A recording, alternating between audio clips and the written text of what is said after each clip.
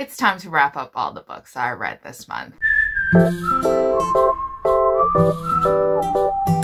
Hi guys, welcome back to the channel. Now today I'm going to be doing my June wrap up, and I know if you are familiar with my videos and if you have been a subscriber for a very long time, you would know that I actually never really do monthly wrap ups, and the reason why is because I tend to read a lot of books every single month, around like 60 to like sometimes 100. It was like one of my peak moments, but like we're always in like the 30s or the 40s mark. Since I started reading this year, I have definitely slowed down in terms of my reading. On average, my numbers are around 30 to 40 books now a month, and it's mostly partly due to audiobooks. I tend to listen to a lot of audiobooks when I'm at work, so that's a pro tip if anybody wants to know how I read so much. I listen to audiobooks when I'm at work, so I'm constantly reading, and I like to have a reading schedule after work so that I know which ebooks or which other books I have to pick up after work. So it's always like I'm basically reading all the time. But with that being said, since I read so many books every single month, I find it very tiresome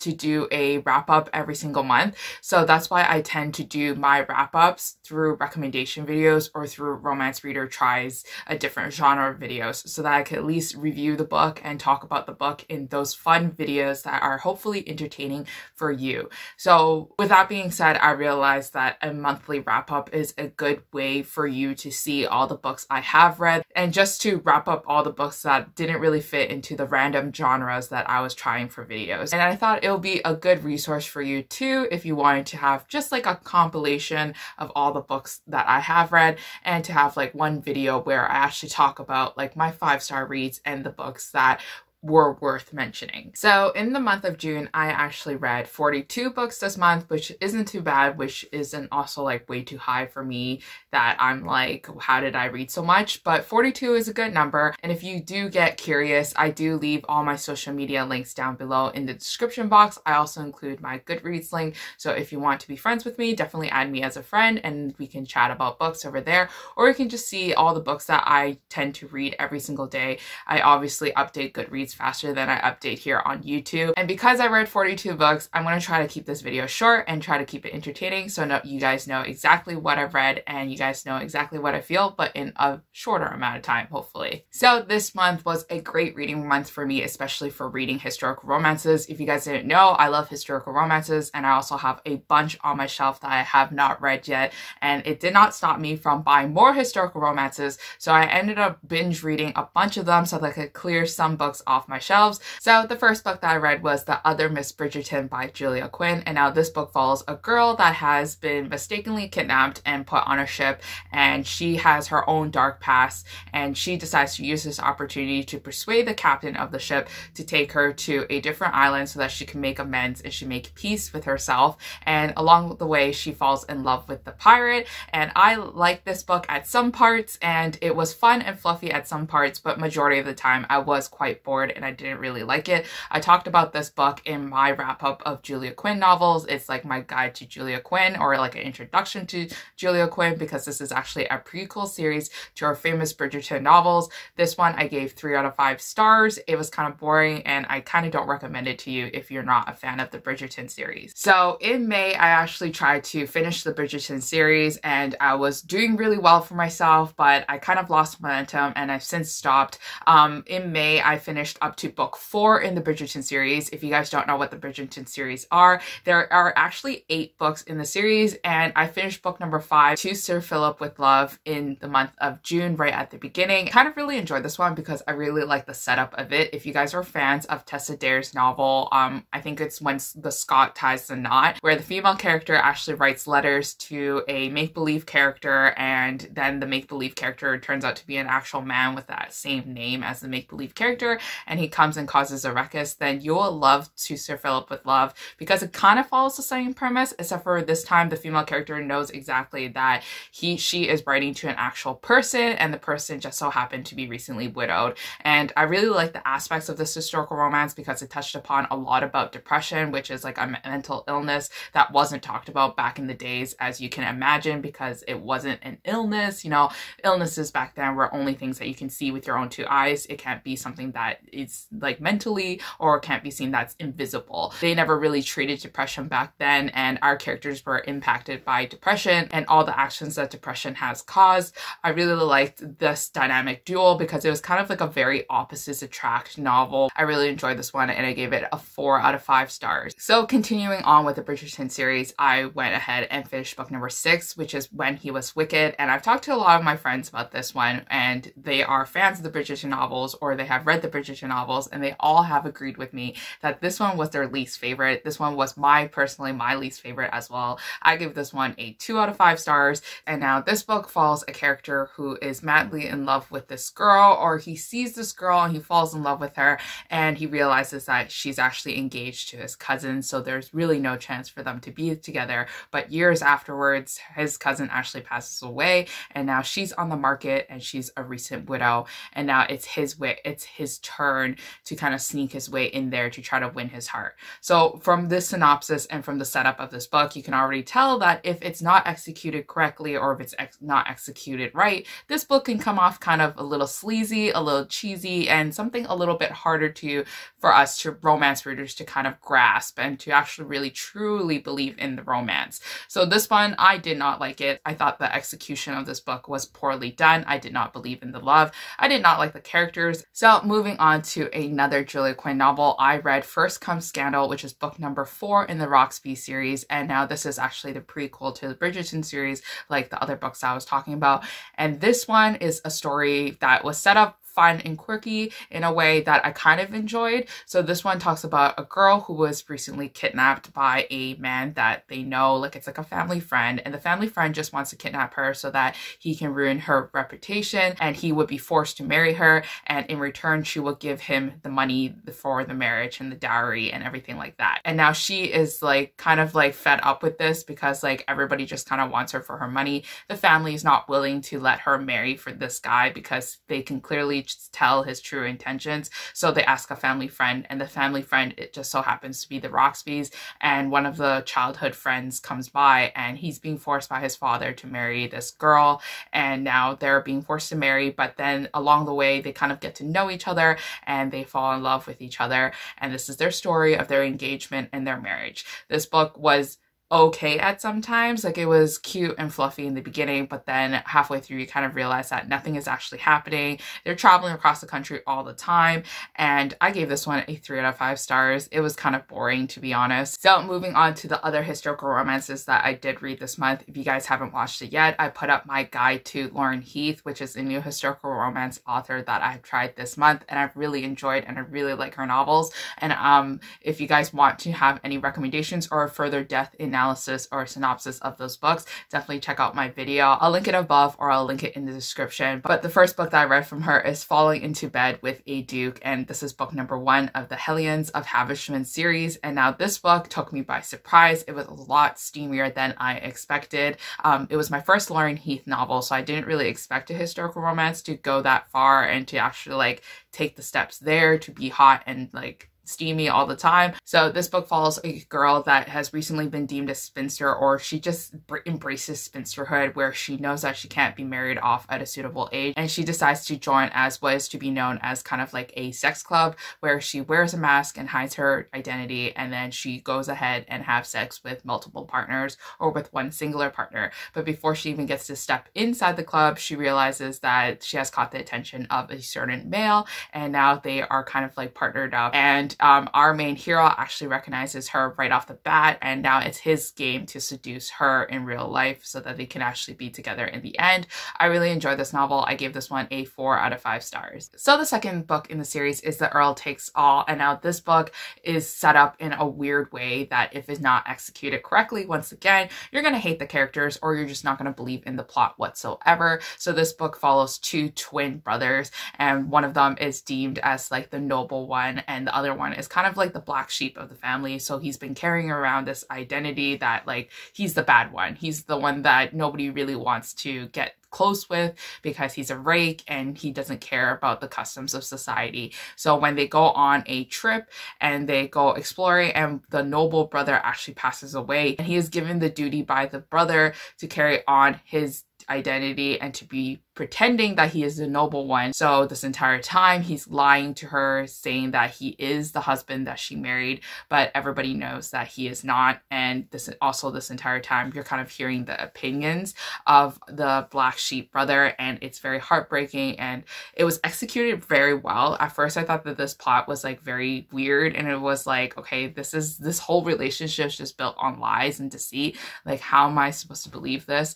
But the way that Lorraine Heath described the feelings that our black sheep brother felt and how he had them way before they were ever married, it really contributed to the love in the story, and it made me believe in it. And I ended up giving this one a 4 out of 5 stars. So the last book in the series is The Viscount and the Vixen, and now this book follows another weird plot. So I feel like Lorraine Heath always puts these characters into very sticky situations where it's going to be very hard for her to convince the readers that these people are actually in love. So we have this very young female character who is betrothed to a very old man, and now the old man's son comes into play, and he's like, why are you marrying my father? He is so old. You are clearly a fortune hunter and you're here to scam my father. So he kind of steps in the way and tries to prevent the wedding. But little did he know that the father actually signed a contract with this young girl, and that if they don't get married, then he is forced to pay her a large sum of money. So the son decides to step in place of the father and actually marry the girl.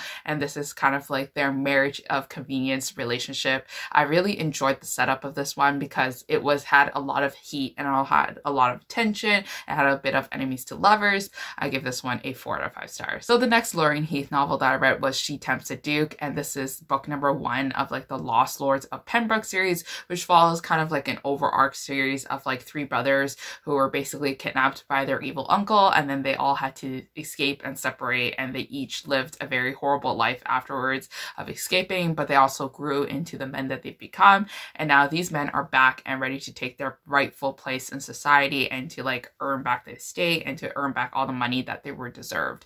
And so this is their kind of like their love story. So book number 1 kind of follows like a childhood friends to lovers romance where the girl actually helped one of the brothers escape, and then now she has, in turn of all those years that he has disappeared afterwards, she has become a lady, and she is actually betrothed to a very noble man in society. And now this is kind of like them kind of navigating that murky waters of like them still having feelings with each other, but also her being engaged to this guy. So now this is kind of like a forbidden love romance. This one was okay at best. Like, I didn't really love it. I didn't really hate it. I gave this one a 3 out of 5 stars. So the next book that I read was book number 2 in the series called Lord of Temptation. And now this one I actually messed up. So I was talking about The Other Miss Bridgerton, and I kind of blurred these 2 synopsises together. So The Other Miss Bridgerton actually didn't have that synopsis. So if you were watching that video and you actually read that book and you were very confused as to what I was talking about, I'm so sorry. I actually confused that synopsis with this synopsis for Lord of Temptation.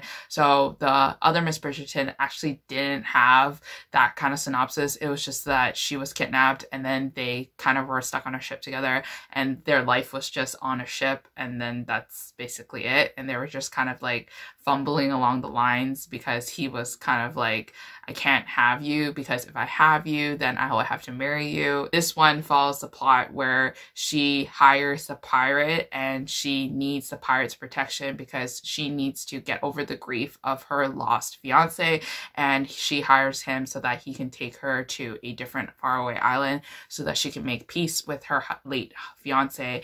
And this is them falling in love, and I really like this one because I love pirates. It had the right amount of angst and it had the right amount of sexy times in it, and I really enjoyed it, and I gave this one a 4 out of 5 stars. So this month was also where we kind of prominently saw that we really need to read a lot of diversity in publishing in order for us to support voices that normally would not be heard.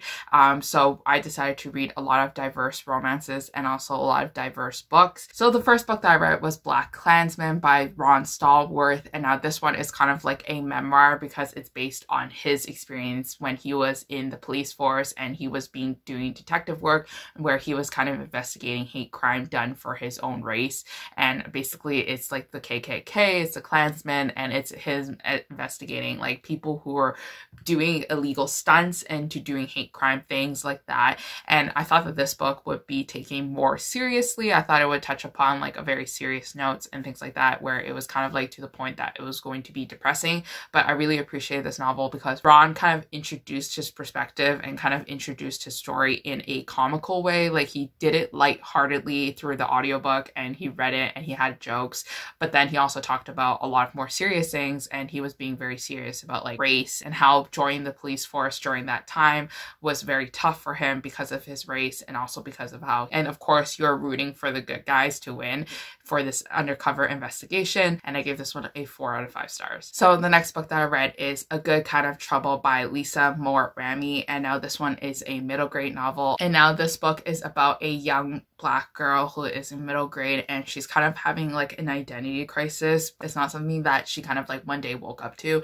and was like, who am I? Like, what do I represent in society? What is my place in the community? It's kind of things that slowly build on her, and you kind of see it because she has a lot of friends and her friends are from different races. So they call each other like the United Nations, which is kind of like really cute. But then she has a very kind of like a judgmental sister, like I would say, where she thinks that she is not being Black enough because she doesn't have a lot of Black friends, and she kind of judges her for that because she's not being proud of her identity by not being friends with more Black. Book also talked a lot about race and society in general, and it also touched a lot upon Black Lives Matter movement because they talked about like a character or a person that was shot dead, and now the sister is protesting at the Black Lives Matter movement. We have our main character who's trying to figure out her identity within the community and if it's safe for her, and she's also like wondering like what she can do. I really enjoyed this one. This one was a very beautiful novel and I really loved it. I really loved all the characters. They were just so strong and they made mistakes, but they learned from it, and I gave this one a 5 out of 5 stars, and I definitely recommend it to any young readers out there. So the next middle grade novel that I read was From the Death of Zoe Washington by Janae Marks, and now this book follows a girl who never knew her real father growing up. She has a stepfather and she's very loved by her family, like in her grandma and her mom and the stepfather, but she never knew her biological father until one day she spots a letter, and the letter is actually from a jail that is close by in the city, and she realizes that that letter is actually from her biological father, who has been imprisoned ever since before she was born for a crime that he did not commit.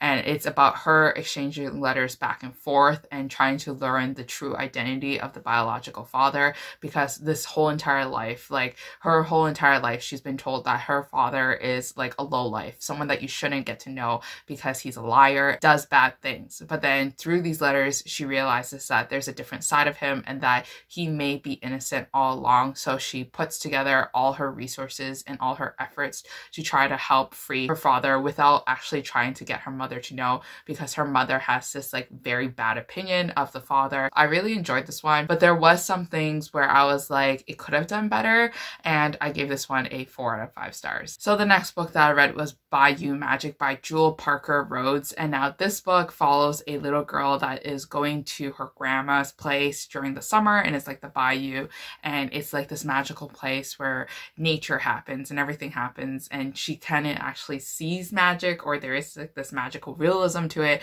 She meets new friends and she has fun, and it's just like a very fun summer novel to read, especially if you have a younger reader once again, or if you just want to read middle grade novels, because middle grade novels are great. This one I gave 3 out of 5 stars because it was kind of boring at times. I didn't really understand what was the point of the book because it wasn't really moving into any direction, and it sprinkled things here and there that was kind of like hard to digest, and it was supposed to like make kids kind of like understand different perspectives of like adult perspectives, but like, you know, at certain points I was just like, what is the point of this novel, so I ended up giving this one just a 3 out of 5 stars. So the next book that I've read was actually a non-fiction novel once again. It's called I'm Still Here, Black Dignity in a World Made for Whiteness by Austen Channing Brown. And now this one talks about a professional Black woman entering into the workforce and things that like I've heard about and I've learned about through like my own education during the Black Lives Matter movement, and also through other books, and also just through like general understanding of how race works within society.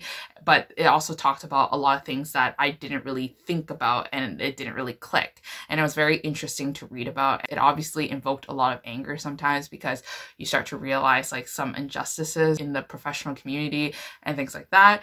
And I really liked it. I thought it was very powerful, and I gave this one a 4 out of 5 stars.